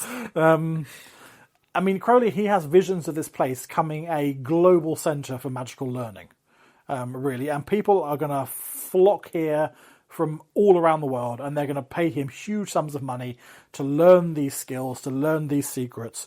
And, I mean, he's having a great time being in charge of his own little kingdom. There is a steady stream of new people coming in, and they are all eager to learn at the feet of the master, really. They want to know what he's been teaching them, what he can teach them. Two new members that arrive are Raoul and Betty Loveday. Now, Raoul is a big Crowley groupie. He absolutely loves it. Betty detests the man. Oh, interesting. Cannot stand him, but is there because her husband wants to be. In 1923, Raoul dies while at the Abbey. It's more than likely he drank from a polluted stream and died from an infection, or died from something from that, or infected water. However, Betty swiftly returns to London and places the blame for her husband's death at Crowley's feet. Crowley killed him. And I get it. You already detest you already a man. detest the man. They're doing mad sex, dead. magic, drugs, and your husband's dead. You'd be like this. Yep. She says that Crowley forced her husband to drink the blood of a sacrificed cat, which caused him to fall ill and die. And it is this revelation that the papers then claim Crowley as the wickedest man in the world. It's after these this incident, and the man we most like to hang as well. There's nothing like a British newspaper for they're insane nice rhetoric. Yeah, the man we'd most like to hang. Yeah. How fascinating. Yeah, so he's a popular chap. So I mean, these stories are they're in the British tabloids, and they spread across, and they're soon in America, they're soon throughout Europe, and they end up in Italy, and they end up on the desk of Mussolini, and he says, "Get these fuckers out of Sicily. Yeah, I do not want them anywhere near here." So they are rounded up and shipped back. They are kicked out of Sicily. Basically, the Abbey is still there. It's in ruins. There are some YouTube videos of people who go there, wander around and stuff like that, and try and break in. The Nightmare Room, you can still see some of the frescoes and stuff that were on the wall. Well, you could have about 20 years ago when these documentaries and things were made. Christ knows if it's been bulldozed by now or something. But it remained up for a long, long time. I mean, so after being kicked out of Sicily, Crowley, he bumbles around Europe for the rest of the 20s, really. And he is pretty much a hated man wherever he goes. By this point, he takes on a couple of students and relies on handouts from people who haven't sort of deserted him. But really, his followers have dwindled to half a dozen people really around the world who are still sending him the odd coin here and there. In April 1930, he's in Portugal, and he fakes his own death. Love it. Sorry, I'm back on board. I got to cat sacrifice and I was like, fuck that guy. Yeah. Now, sorry, back on board. Faking her own death is a fakes his own move. death, primarily to see if the papers had softened their attitude towards him. To see if the papers are going to go, oh, the poor misunderstood Aleister Crowley has died alone in Portugal. Boo-hoo. What a shame. Rather than it's like ding dong, the witch is dead. Hurrah, hurrah. Sort of thing. Which is only made worse when it turns out he's still alive. So everyone hates him triply more now. Now they're like, we thought you were dead. I hate you even more that you're alive. Yeah. I hated you because we thought you did all this shit. Now I hate you just simply because you're alive. Yeah. So, I mean, he continues to try and publish magical works and try and revive interest in Thelema where he can. But it's becoming a more and more niche area of interest. Obviously in the when he started off in the Victorian era, everyone was fucking occult mad. Yeah. It's now sort of after the war. You're looking at sort of early 30s. The interest has gone. The interest has waned in spirituality now. So he's preaching to a much smaller choir to try and get the reputation that he had in his youth. It's not happening in the UK. His income has pretty much dried up. He decides to go again in America to try and bring things back in the States again. And he has a bit more luck in America. He sets up a lodge of Thelema in California. And that does okay for a little bit. The lodge there is led by a rocket scientist called Jack Parsons. Are you familiar with Jack Parsons? I feel like I am.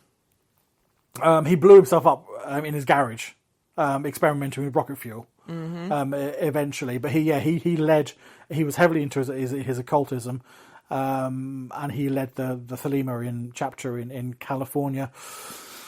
He also performed occult rituals with a delightful chap and his assistant, a chap called L. Ron Hubbard. If you are unaware, L. Ron Hubbard is the founder of Scientology. Exactly. They between them they tried the Babylon working designed to sort of summon the Thelemic goddess.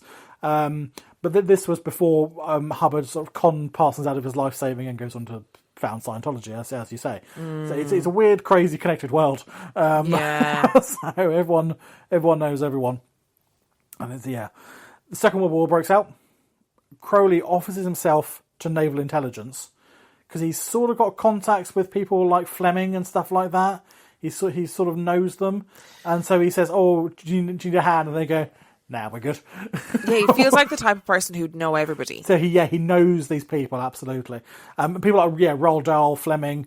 Fleming actually uses him as the inspiration for Le Chiffre in Casino Royale. Wow. It's one of his inspirations was Crowley for this, but he's less useful in a military capacity. So he goes, "No, you're all right." Granted, the man loves drawing attention to himself. Oh yeah. So I can imagine in a military capacity he'd be an absolute fucking disaster. Yeah, it's a secret undercover man. No. Doesn't really work like that. 1940s, his health is in serious decline. He's 65 years old. By this point, and he has had a lifetime of excess drug use, drugs, and rock and roll. Drugs, and rock and roll and magic. I mean, it's gonna kill you. As the Blitz hits London, he moves to Torquay. He continues to write. He creates his own tarot deck, which is known as the Deck of Thoth. Yes. Which people may have heard of. In 1944, he moves to Hastings. Yes. Just around the corner from where we are now. And again, there he is surrounded by a very, very small group of sort of devoted followers who really look after him in his old age, and sort of do whatever they can for him. It's in Hastings that he is introduced to Gerald Gardner, who will go on to found Gardnerian Wicca, and is sort of regarded as the man who reintroduced witchcraft and Wicca to the sort of the Western world. And Gardner actually used a number of Crowley's rituals and things in his initial sort of setup, but they weren't particularly close. They records say that they didn't particularly weren't great fans of each other. He ended up dying. He died on 1st of December 1947, aged 72 years old, by himself. His funeral was held in Brighton, and there were 12 people in attendance at his funeral at Brighton Crematorium. And a couple of mourners read some of the less risky excerpts from some of his poetry. But, I mean, the press barely mentioned it. He had been long forgotten by that point. That would have devastated him. And that's probably one of the things that probably hurt him most, that he'd sort of died pretty much forgotten, apart from 12 people in a Brighton crematorium. And that's the long, if brief, story of Aleister Crowley and some crazy shit that he got up to. He's such a fascinating character, and to be clear, I do not agree with the way that he treated other people. Absolutely not. I did, when I was in Boleskine House, I can't remember the guy's name who owns the house, but like I said, he was a Crowley academic, and we had a really interesting conversation. And one of the things that I read about Crowley was that actually in his life, he really wanted to be a poet and to be recognised as a poet and famous for his poetry. And that he sort of, for a brief period, hero worshipped William Butler Yeats. Yeah. And wanted, because Yeats was a successful poet in his lifetime, right? And was very successful and wrote about esoteric things, wrote about fairies and witchcraft and strange things. Yeah, apparently Crowley was desperate to kind of, I guess, be friends with Yeats and that they would rise up together and be poets together. But Crowley just wasn't, he just didn't have it. Yeah. Wasn't good enough. He wasn't a good enough poet. And apparently that was really difficult for him. Yeah. To idolize this man who was like, no, you're really fucking annoying me. Yes. And I don't want you in my super secret club. Actually, yeah, you're not as good as me. Yeah, and I'm a more advanced magician than you. And I will boot you down the and stairs. I'm going to boot you down the stairs, literally. And that's going to set up a rivalry. Do you feel like he was a man who just? I feel like he just spent his entire life trying to undo his childhood. I mean, fuck me, lots of people do. Yeah. But B, he just wanted to be adored. Oh, absolutely. By everyone around him. He just wanted everyone to absolutely to worship, and be in awe of him.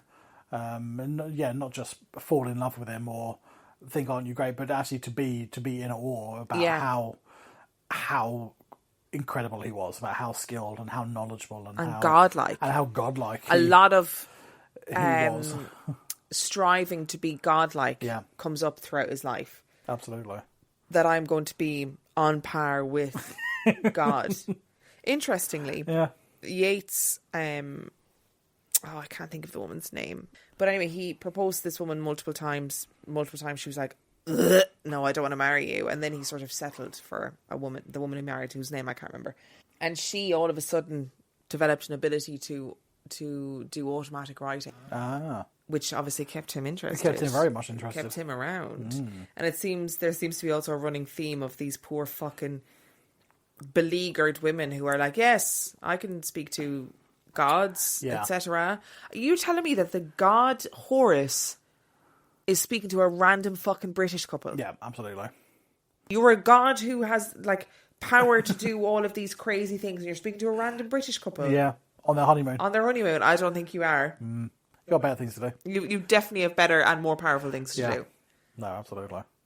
It is that sort of desperation to be part of her. I think from Rose's point of view, it's to be part of her husband's life, to integrate herself into something that was obviously far more important than she was. Yes, and so that he would see her. So he would see her as not even an equal, but as at least a useful component of his life. If she could be this conduit. But it's interesting that after a while, he began hearing these conversations without her. Yeah. So soon enough, she wasn't required anymore. Yeah. Because he had managed to get this communication going privately. So soon enough, I don't need you anymore. I can do this myself. And actually, this is really boring. You're boring. The child's boring. Boo-hoo. I want to go and play. I'm going to go climb a mountain. I'm going to climb a mountain, and I'm also going to go and speak to gods or whatever it is that I do. It's a very sad life, really. And I know he probably had a great time, in the beginning, doing loads of drugs and having loads of parties when you've got infinite money and whatever. Yeah. But then eventually you are a heroin addict who dies alone. Yeah.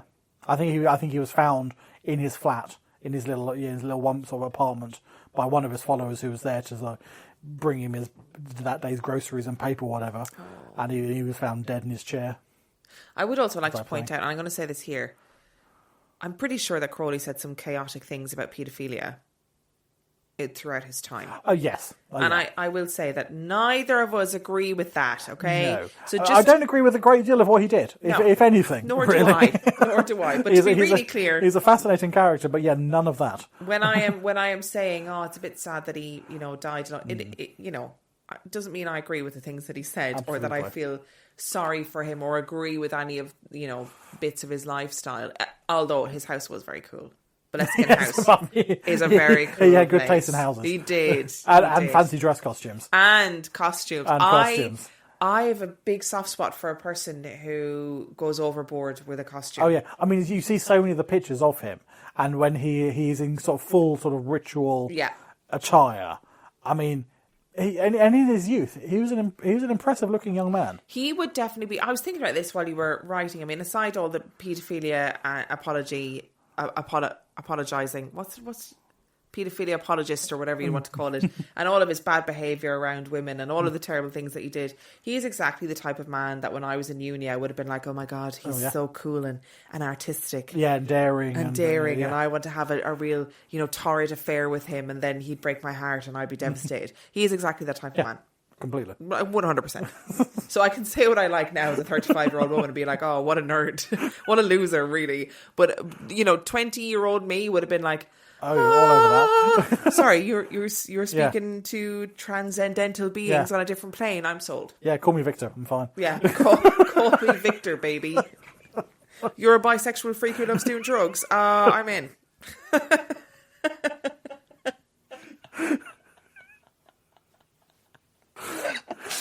Oh, stop it. Oh dear. Yeah, an interesting character.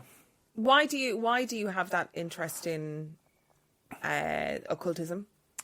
Yeah, no, it's just it is an absolute. I think it's an absolutely fascinating period of history. Yeah.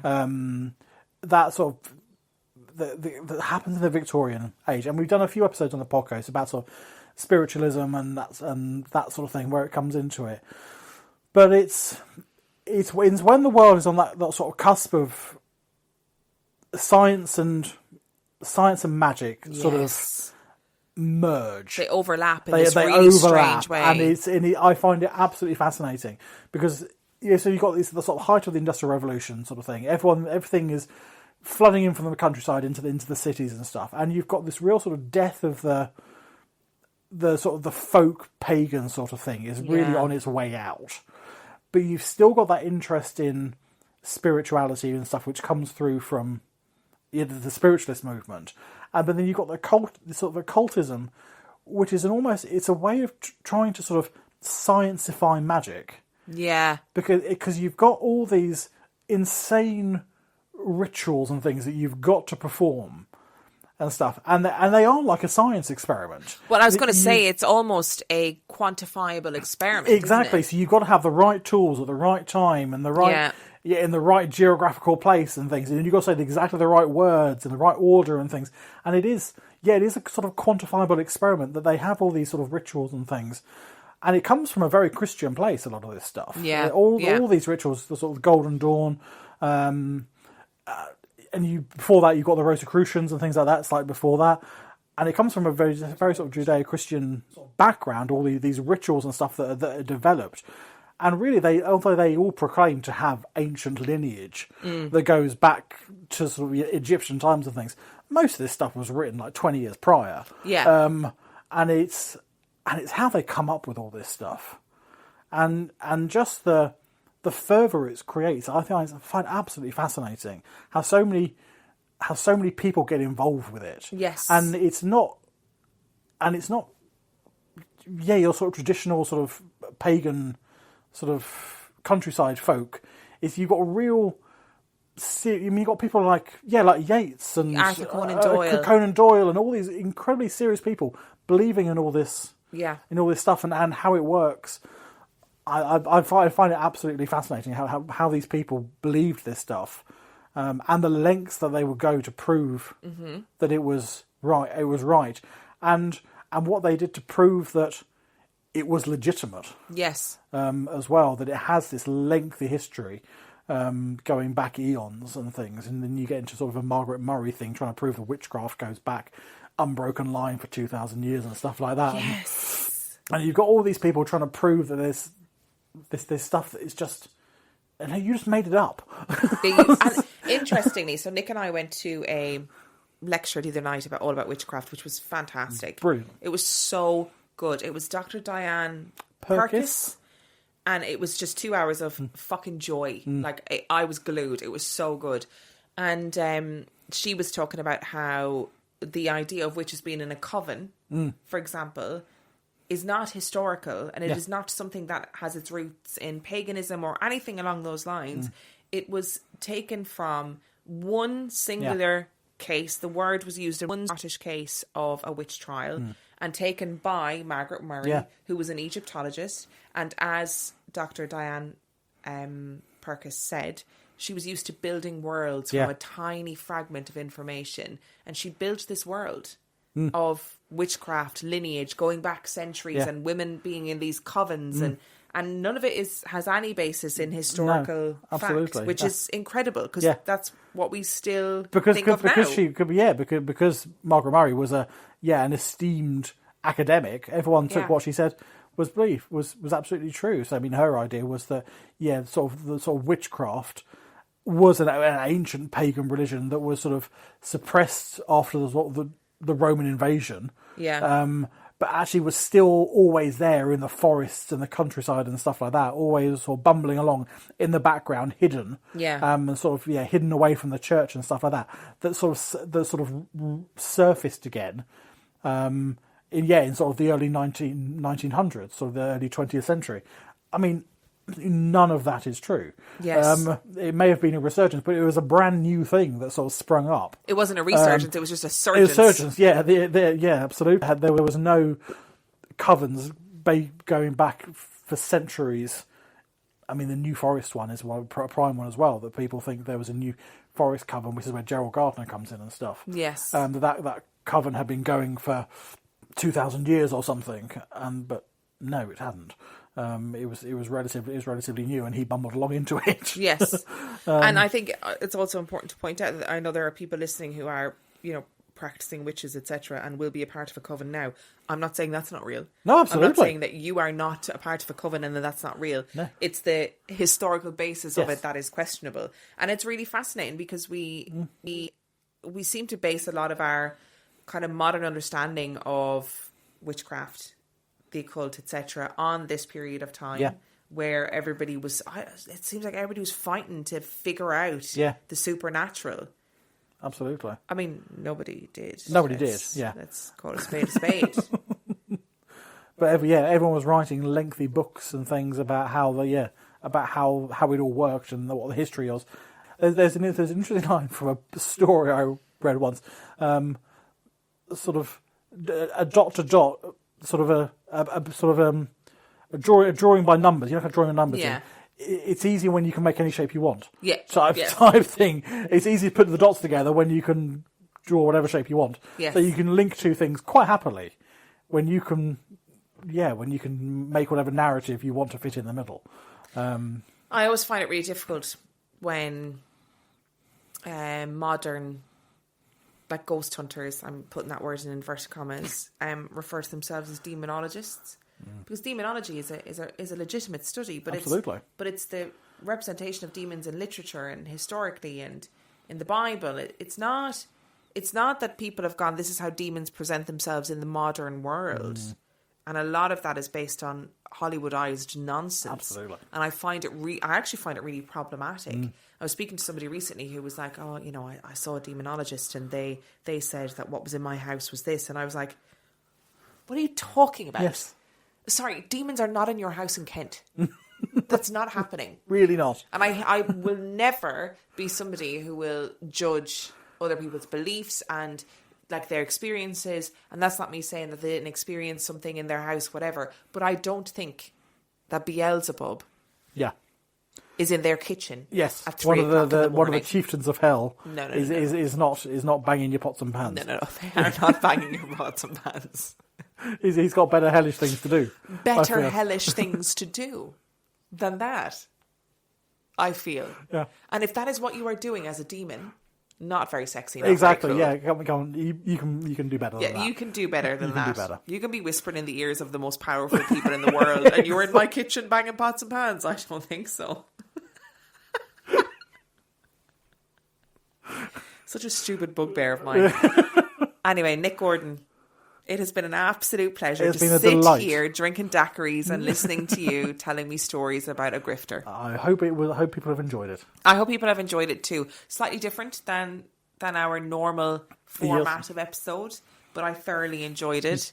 Thank you so much for coming on. Where can people find you if they want to find you? Well, if you don't know already, yes, I'm half of the Poisonous Cabinet podcast, a delightful podcast about true crime and mad cat people.